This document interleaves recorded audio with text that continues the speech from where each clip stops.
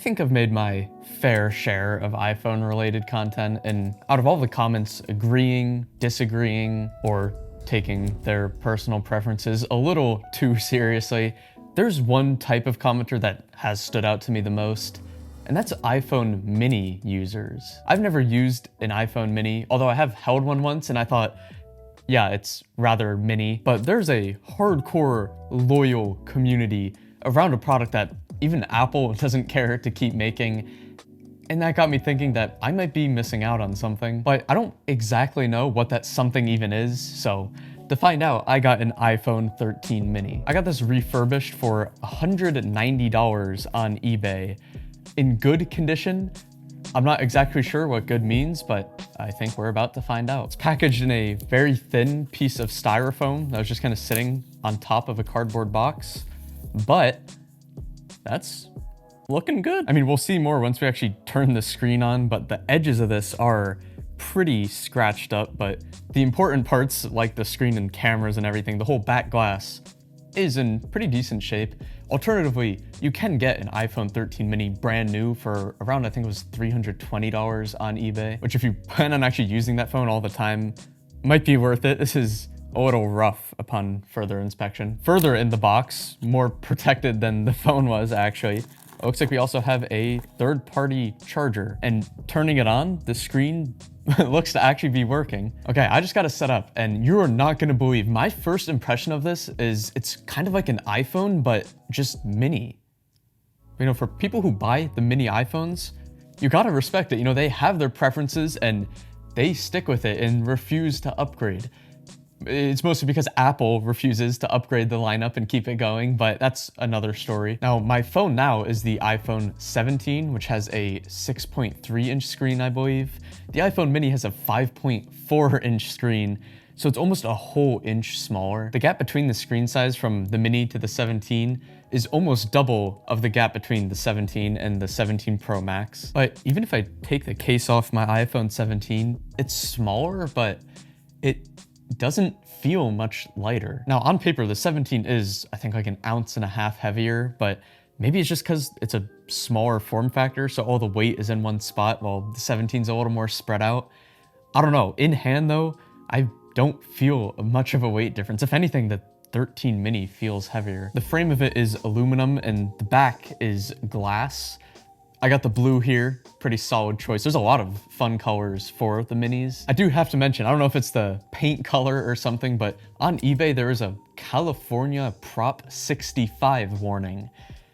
Now I've never seen that before. I had no clue what it means. Apparently it's made with chemicals that can be cancer causing, so I'm gonna put that down there. But in reality, it's just a warning that there could be a small trace of chemicals that are a part of a list of, I think it was over 900 chemicals that could cause cancer. So I mean, I should be good, hopefully. But on the topic of health, battery health, that's like one of the most important things when you're buying a refurbished phone.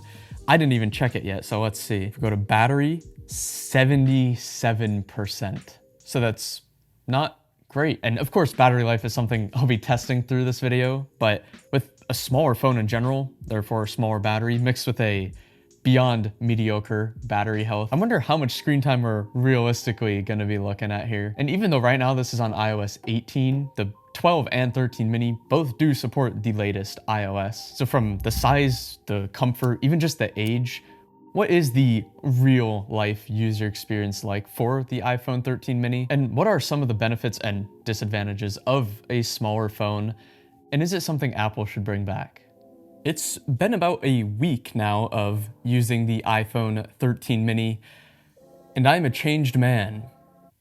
Kind of. Naturally, the first thing I want to talk about is the size. Now, this part is obviously incredibly subjective, but I love it. I feel like in the world where everything's just getting like bigger and better and brighter, it's actually surprisingly refreshing and almost comfortable having a smaller phone. I thought I'd find the smaller screen size to be a pretty big burden, but it actually isn't quite. I mean, I can see everything that I need to. I mean, the OLED screen looks crispy. In fact, it's almost convinced me to take off my matte screen protector on my 17, which kind of softens it out a bit, but it was small enough to just not be as visually stimulating. And overall, I felt like I was less likely to just scroll my life away on it. Like a device like a phone's original intention was just to have a portable communication device. And I honestly think we've gotten so greedy. Everything has a big screen, a brighter screen. You can game on it, you can watch movies.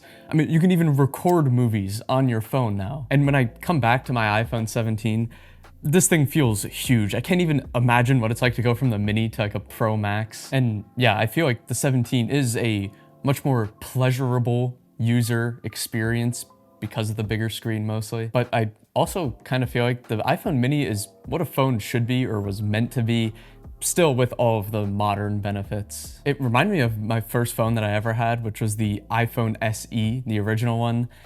And I revisited that somewhat recently, and it was like way too small. It was uncomfortably small. The mini is comfortably small. It just feels very natural. It just feels right. At least it does to me. Again, everything I'm saying here is just based on my limited personal experience. Like I recently made a video about iPads, and I talked about how I don't think I would ever buy something like the iPad mini. It's not only smaller than the base iPad, but it's also more expensive. That just doesn't exactly compute in my head. But at least for phones, using a smaller device, I gotta say, I really do see the appeal of it. And it actually makes sense price-wise too, because at the release of the 13s, the base model standard one was $800, and the mini was $100 cheaper. But I've definitely felt like when I'm using my mini to scroll, it's usually for not as long. Don't get me wrong though, there's definitely a time and place to intentionally doom scroll and distract yourself from the dooms of the world, but when I do feel like really watching something, I felt much more inclined to grab my laptop, and it's probably just better for my eyes anyways. And just visually, I find that in general, iPhones without a case look a lot better, and the 13 minis, they have some nice colors. I like the colors of the 17s. I mean, even though I just got black anyway, so it didn't really matter. But I still do think I prefer the more vibrant colors that the 13s offered. Now again, because it's a 13, you still have the physical ringer switch, which as someone who just uses the action button for the ringer anyways, I prefer that. I'm a big fan. And at first I thought this was the camera control button until, you know, a couple days later I tried pressing it and I'm like, oh, that's not a camera control button. It took me that long to realize. I guess that goes to show how much I actually use it. It turns out it's actually just a window for the 5G antenna. It does have Face ID and pretty solid storage at 128 gigs, but something I am actually a little surprised I missed as much as I did was the dynamic island, because I went tapping this notch when I was listening to Spotify and then remembered that it's not my iPhone 17. And where I think, at least in terms of the physical design, it shows its age the most is with the charging port. It needs a lightning cable. Now, this is kind of where we get into the cons. The need for a lightning cable itself is actually not that big of a con. Obviously, I do prefer USB-C, but I've been charging it wirelessly, and I have noticed when it's charging wirelessly, or even just using it after about 15-20 minutes, it gets hot. Apparently that is one of the biggest cons on the minis in general. It never shut off on me or overheated on me, but I guarantee you, if I stepped outside with this thing, it would be boiling. Now, for clarity, I did upgrade this to iOS 26. I'm sure a lot of people would just recommend sticking to the previous iOS, but I just wanted to know what it's like to use it to its fullest max extent in the modern world of phones, which includes getting the latest software. But I've had essentially no issues there. Something I even forgot is this doesn't have a ProMotion display. Now, when I look for it, yeah, it's a little less smooth. I've never thought that's as big of a deal as some other people make it out to be. And like I mentioned, the display is nice, and I was actually surprised of how unscratched it was. But I actually think it's probably a third-party display or a replacement display.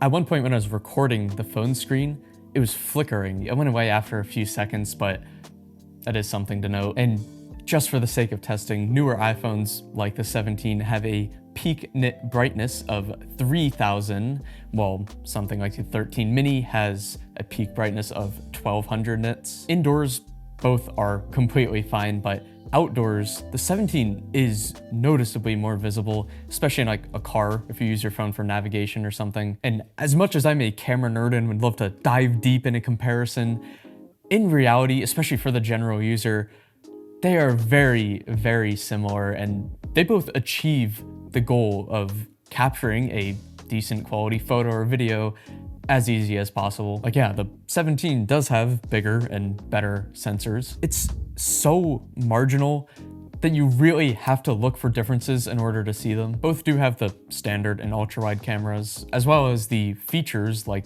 cinematic mode, which actually the 13s was the first generation that got it. And just taking a very quick picture on each, the 13 looks a little less processed, which I actually think looks better. The 17's is a little more detail because it has a 48 megapixel sensor. If you play around with some of the style settings on the 17, you can get it looking essentially just as good, but I just wish the processing was better right out of the box. As far as the selfie cameras and microphones, both are, again, good. I am curious though how much of a difference is actually noticeable, because the 17 selfie camera did have some pretty big upgrades. My favorite one is probably this open gate style of recording where I can hold my phone vertically and it can record horizontally. But there's actually this really cool technique called turning your phone this way, and that actually gives you a similar effect, although it is a little less comfortable to hold. And on the topic of video and audio, here's a little speaker test.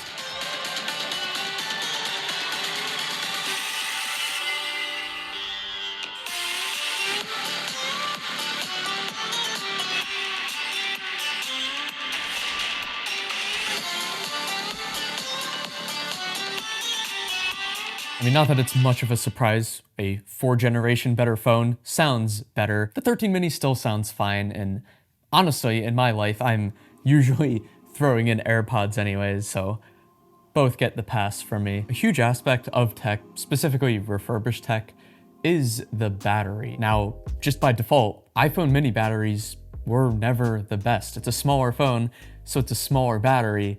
Combine that with a not good battery at 77% battery health.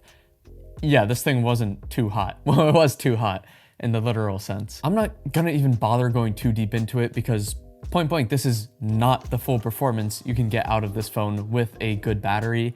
I can go to Apple, pay 90 bucks, they'll throw on a new one, and it'll be a lot better. But since this is the most recent iPhone mini model offered, if you are looking to buy into the mini, you're gonna come across a lot of refurbished deals that don't have the best battery, so maybe this can cast a little insight into what you might be dealing with. In most cases, when I was using this mini, it was at 100% in the morning, and then maybe about 12 hours later, I typically found it around 25 to 35%, and that was usually, on average, 2.5 hours of screen on time. I will say, once it hit about 30% though, it seemed like the battery ticked down pretty fast, like 1% every minute or two. Again though, these are things that could be easily corrected just by putting a new battery in.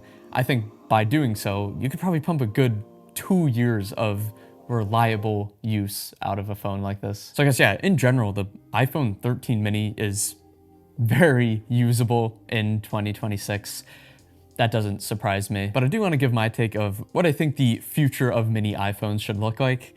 And yeah, I do think they should come back. I'm someone that's always thought the mini and plus base model iPhones should be offered.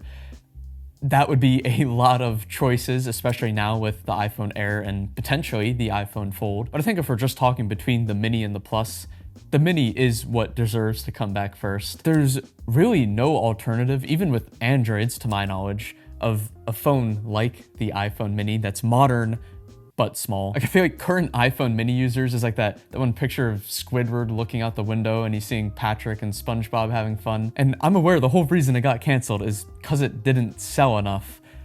But I really do think with how loyal people are to this phone, the people that like it love it.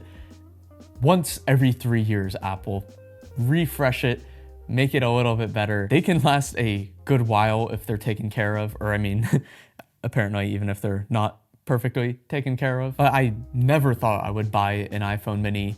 If they do come back though, I would have some things to consider. Don't get me wrong though, I'm definitely going to keep using my iPhone 17, but the minis are pretty awesome, and I respect it if you're still using one. But thank you for watching, and feel free to subscribe for more.